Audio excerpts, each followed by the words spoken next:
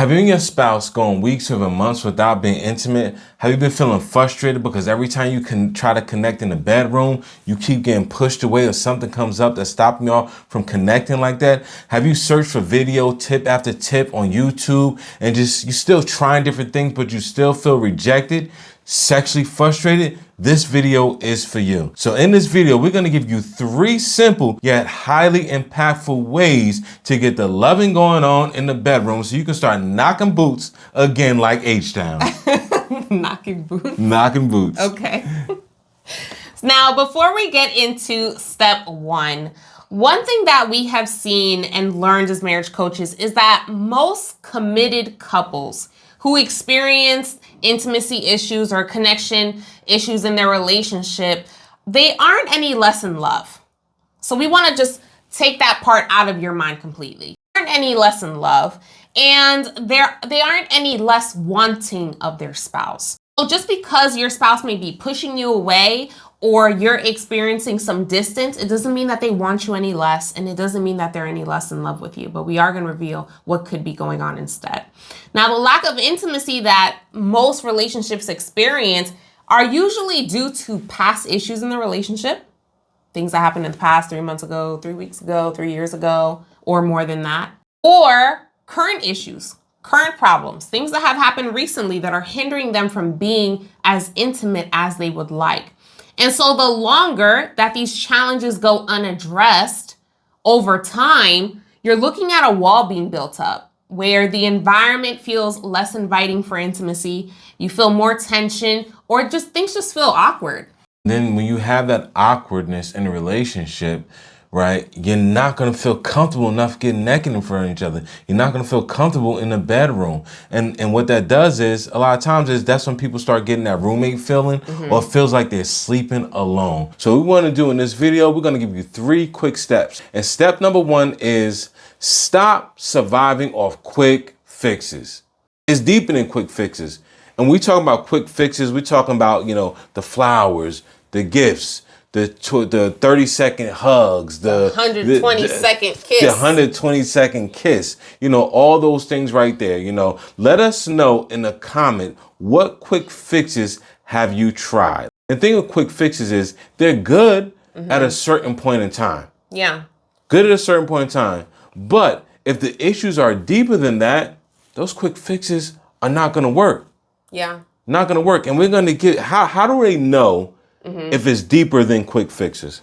So number 1, if you've been married, let's say 5, maybe 10, 12, 15, or even 20 years, and intimacy has been an ongoing issue or an ongoing conversation within your relationship, that's just a sign that the issue is deeper and that quick fixes aren't going to resolve what you're looking for. Another sign is, going on date nights. If you go on date nights and, days later, after the date night, things just kind of go back to normal, whatever your normal is, or they go back to, the same or, however it's been, tense, awkward, weird, whatever the case is, that's a sign that the issue is deeper and that a quick fix, a 120-second hug isn't necessarily going to solve that problem for you.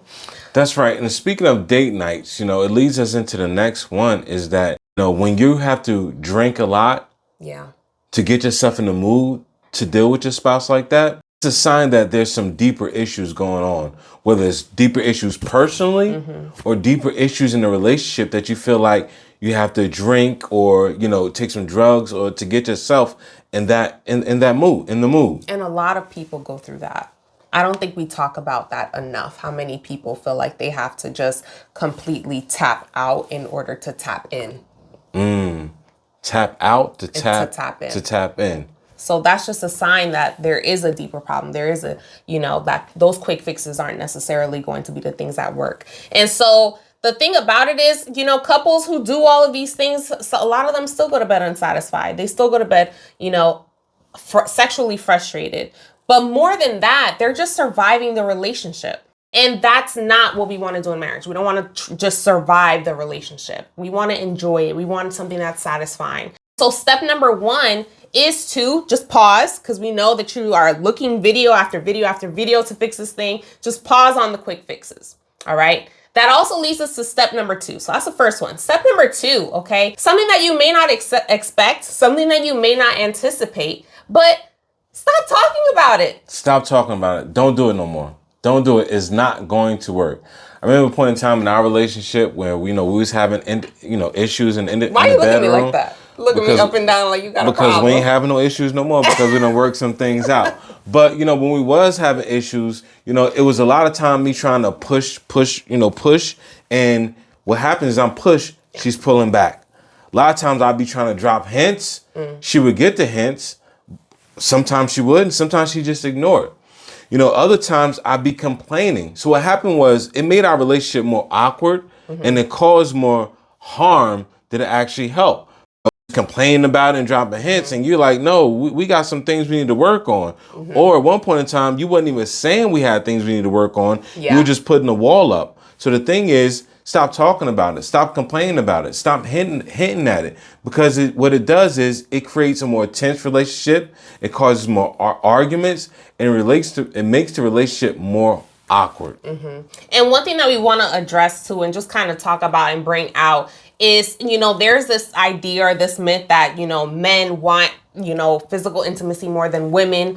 And that's just not the case. Like, we work with a lot of couples where the women sometimes want it more than the men do. And so we want to put that out there in the forefront, because it's not always the men looking for it from the women or trying to talk about it or things of that nature. Sometimes it's the other way around. And so we want to make sure that we're fair on that end. So step number 1 is to pause on the quick fixes. Step number 2 is to stop talking about it. Why? Because, when you're talking about it, you're kind of complaining about it. And then you're just hinting at it or you're nagging about it. Pause that for a second. Okay? Pause that for a second, because we want to ease up on the awkwardness. We want to ease up on the tension. And we want to ease up on the arguments that 9 times out of 10, that talking about it is bringing up and is causing. We want to ease up on all of that so we can ease right into the bedroom. Slip and slide. Have a good time. That brings us into step number 3, though. So step number 3. What to do instead. So step number 3, right? Since you stop talking about it, you're going to start dealing with the facts. You're going to start talking about the facts. In John chapter 8, verse 32, Christ says, the truth shall make you free. Now, free means delivered from. Truth, and reality, the facts. So we want to deal with the facts. What's stopping us from being free to connect with each other like that?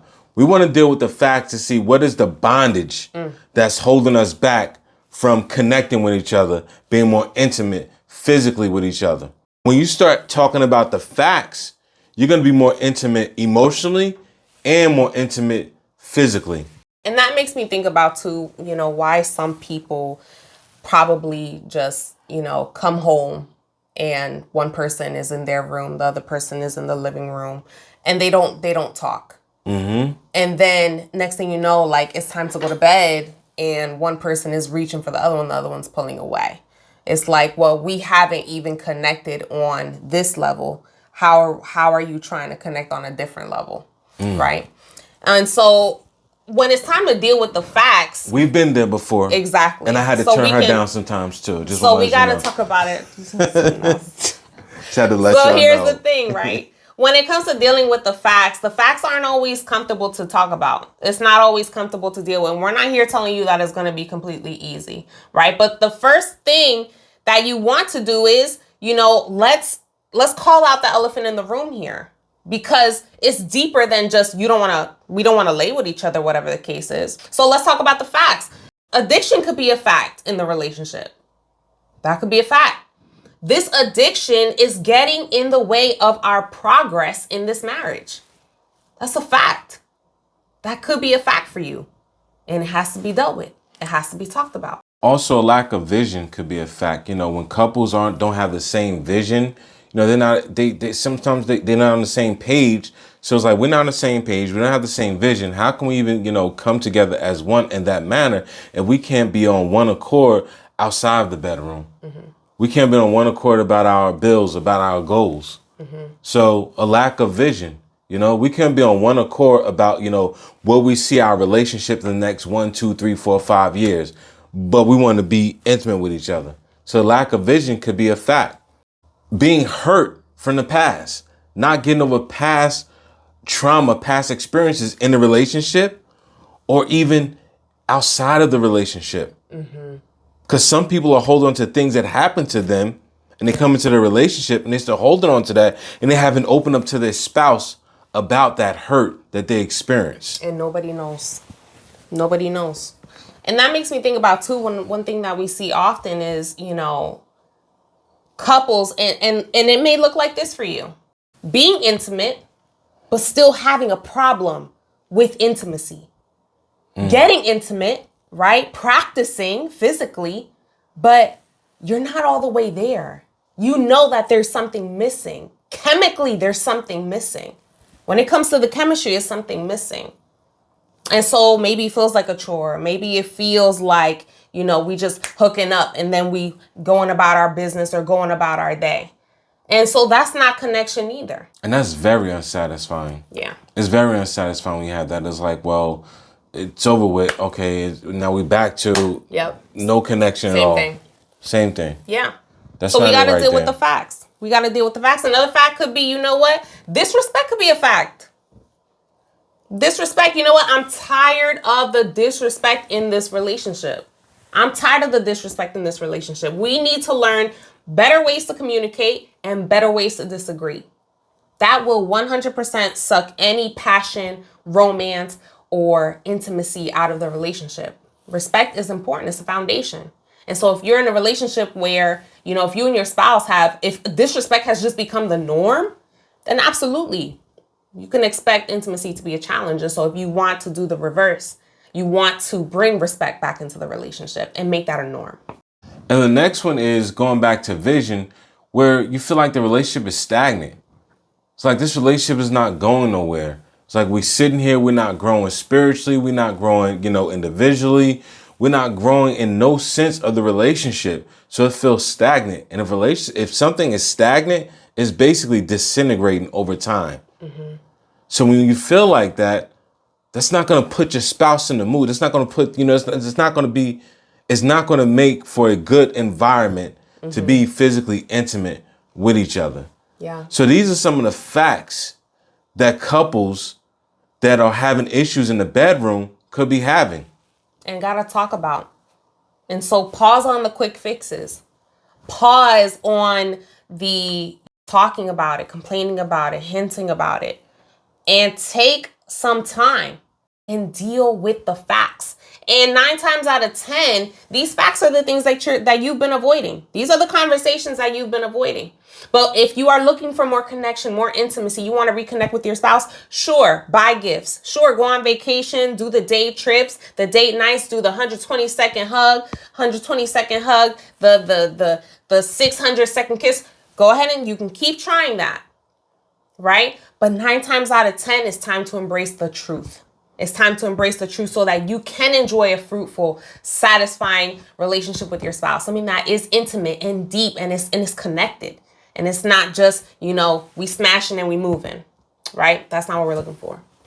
And if you already tried talking about things in your relationship and you feel stuck, you try to talk about things in the past, you feel stuck, you're not going nowhere, you're going into the same cycle. You want to check out our video that we did called the PAST method, where we show you exactly how to talk about things in the past and not get stuck there so you continuously moving forward. With that being said, peace and blessings. See you in the next video.